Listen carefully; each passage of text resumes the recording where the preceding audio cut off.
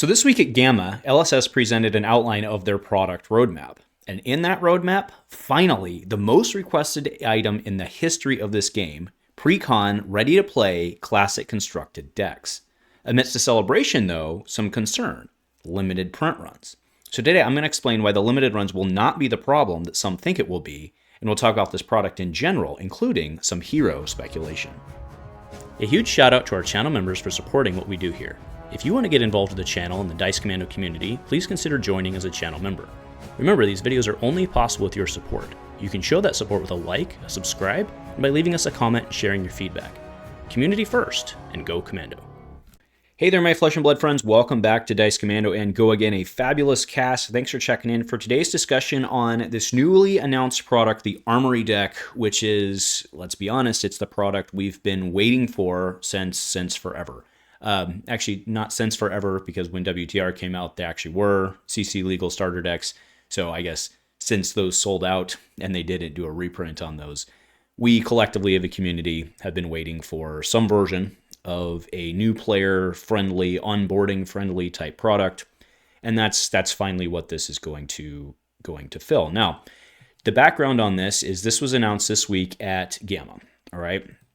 So here is the shot. Most of you have already seen it before, and in fact, since the thesis statement of tonight is actually addressing some of the concerns of this, the assumption is that the vast majority of folks have known this.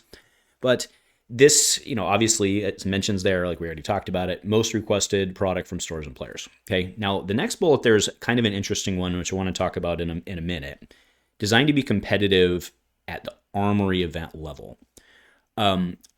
I'm not really sure what that means. It'll be interesting to get feedback from LSS and talk to them. It's like, what are you targeting as the Armory event level? Because it's a good question, right? Does that mean that you can go 1-3 at your Armory? Does that mean that they're targeting a 50% win rate at the Armory? Or does it just mean that you can show up, still probably lose all of your games, but not feel like you're playing commoner against a fully tuned deck? Right? Could mean any of those things. The next part, also important, will contain new and reprinted content, exclusive to active Armory gem stores, which is pretty cool. I like that. They're going to make sure that the product, at least to start, they're going to make sure that the product ends up in the hands of stores that can get them in the hands of the targeted population. It completely makes sense. And then this bullet here, so $39.99, $40 MSRP, that's US, coming Q2, probably around Mistveil. And then that third from the bottom bullet there, right? That's the big one that's causing some stress. Limited quantities, tightly allocated. So that is the, if you you can certainly read that and say, oh shoot, there's not going to be very many of them, or they're going to be hard to get. And I certainly, at an overall level, don't think that's the case. I do admit that maybe it could have been written differently to not necessarily cause that stress. I think what they're trying to do there in terms of the tight allocation and stuff like that is make sure that someone's not hoarding them or whatever. Okay. So the rest, the main thing here that I want to talk about is addressing that concern and why I don't necessarily think it's a bad thing. I don't necessarily think it's going to be short printed first off, but I actually think that this is a good and smart thing, and I'll explain why. Okay. And to do that, I want to collectively challenge ourselves collectively to think about this product not as a single deck and not as 4 or 5 single decks, but instead view this as a product line. Okay, so while it says, look, it's going to be limited quantity of this deck, it's going to be limited quantities, I believe, of each deck, but they will basically have an evergreen product that fills this role. Right? That's how I'm viewing this. Okay. So again, I challenge us to view it as a product line and not individual products. Okay. And I think that makes sense if we really think about what the goal of this product is, right? The ultimate goal of this product is what? It's to have it on the shelf at your LGS so that we can get it in the hands of people who want to show up and play and learn and whom we can onboard into our community, right? That's the goal, right? And to do that, it doesn't necessarily matter which hero this box has, as long as there are, you don't want it to be just one. But it doesn't matter which heroes they are, as long as there are heroes by which to do that, right? It doesn't matter which deck, as long as there is the product line present. That's kind of how I view it, right? And then I want to take it one step further in terms of actually thinking about not just the viability and marketability of the product itself, but Flesh and Blood, especially in in all of the formats, but it's especially relevant in Classic Constructed.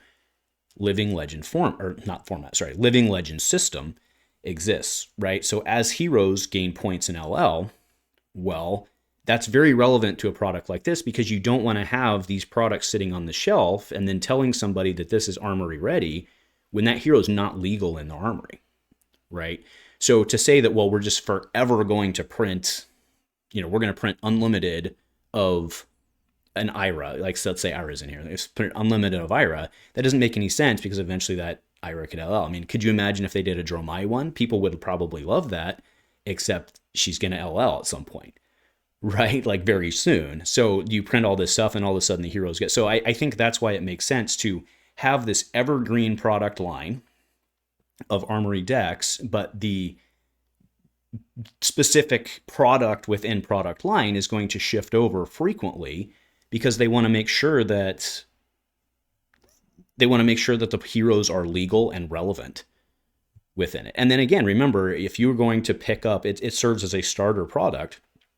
So if you pick up your Katsu deck or whatever, and then in another set he gets a massive expansion, well, now that deck is out of date, and you have, right?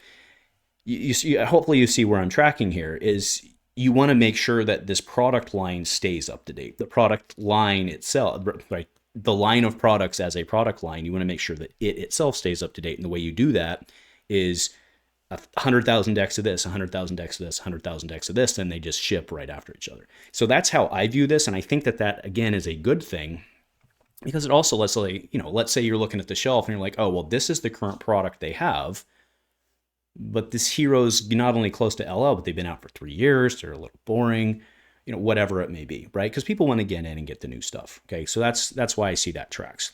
And the other part here is, I do wish that Flesh and Blood had evergreen heroes, and I think it would make this product actually easier for them from that standpoint if they did that. But they've elected not to do that, right? So the heroes in this product are thus at risk. And it makes sense that if we don't have an evergreen, right? If you have too many of these things and you don't do a limited run of it, you're effectively treating it as an evergreen product, but there's no evergreen heroes for it, right? So hopefully you're with me on that one. I think that's why this is overall a good thing, as long as we view the entire thing, the entire line, as one effort, right? Which is to get decks in the hands of people who want to come play with us. Okay. Now, let's go ahead and bring the thing up again. Let's go ahead and talk about that third bullet down. Will contain new and reprinted content, right? I actually personally think that this should be where more of the community's current concern is on right now. And I do think there might be a tidbit of selfishness, or maybe not selfishness, but self-concern on this one, but the bullets tie together, right? So I'll throw it up again, right? But you look at everyone freaking out about, well, limited quantities, which is reasonable if the assumption is that as players, we have to buy it. And that's where the new and reprinted content part comes in, specifically the new content part, right? Is if this new content is something that collectively everyone who plays Katsu, for example, needs to go get, then it's going to constrain said limited supply, right? So I think the concern should be more on number 3 instead of number 5, if that makes sense, right? And this is also why, once we start going in and talking about, well, what heroes will be in this, what could be that, I think that because of that fact, if you consider that exclusive content will make normal people, like normal players, not normal people, we're very much not normal people, but normal players want to go get it, need to go get it, then it'll put pressure on that limited. Well, if they are exclusive new heroes, right? So let's say they come out with a hero that's only available via the very first CCE Precon, it's just going to disappear from the shelves because everyone's going to want to buy that hero, right? So I think that in of itself speaks to why it highly likely will not be exclusive heroes in this. It will instead be reprints. I mean, again, if you're looking at this Q2, the new set comes out Q2. It comes out like May 31st, I think. I mean, probably we're going to see one of the new heroes, I would think. Maybe they come out with... I don't think they do. I think if they come out with a new hero, I think this thing disappears off the shelves and defeats its purpose. Right? So I don't think we're going to see it. But, again, to my point on the third bullet, if this isn't done right, it will cause the limited run to actually be a problem. Right? So I don't think limited run is a problem unless number 3 is a problem. And anyway, hopefully you're with me on that one. Okay. Now let's go ahead and talk about this product and how it would work best. It does have a $40 price tag. Okay. That's relevant for the purpose of talking about collectively what you're going to get. So this will be, there's no reason to believe this will not be a full 80 card deck. So it would be 81 cards, right? 80 cards plus your hero. That's a lot.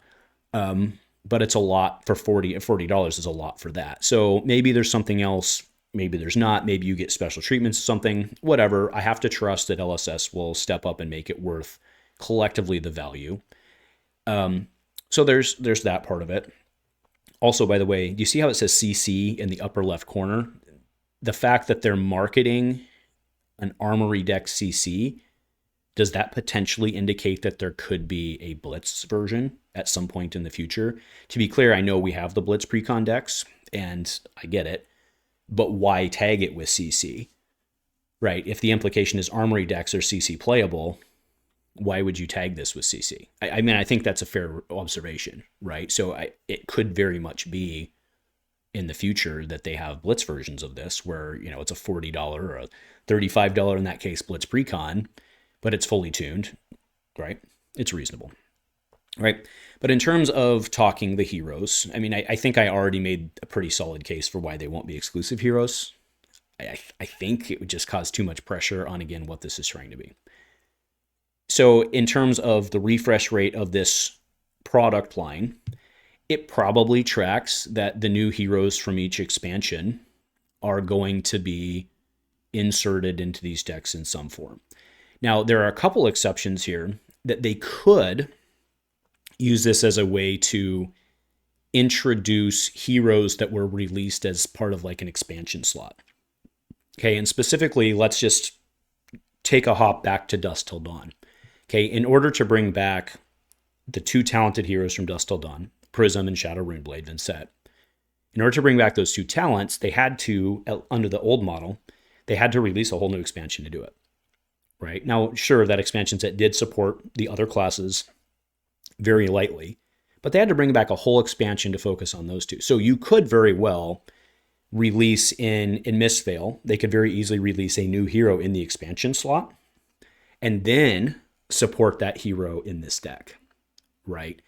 So that it could go back and rely on, like, let's go Tales of Aria, something like that, right? This could be a Lexi deck that had a lot of lightning fuse card, like a lightning Lexi deck. And then they released the new Lexi in the expansion slot.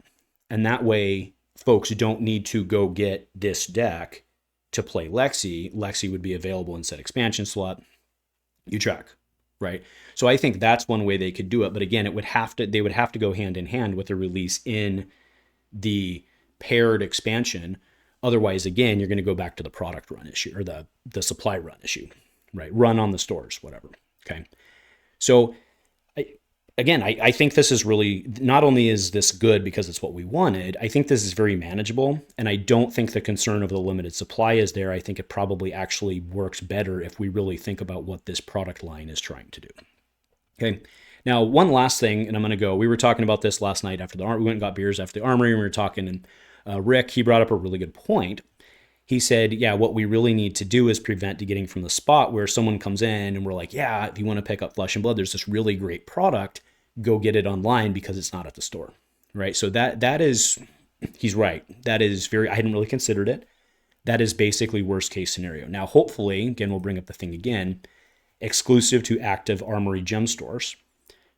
Hopefully that means that they won't find their way. I mean, they're going to find their way on the TCG player because that's individual sellers. There's nothing we can do about that, right? But hopefully your Star Cities or whomever right, doesn't end up having these available on their website somehow because they're considered something, right?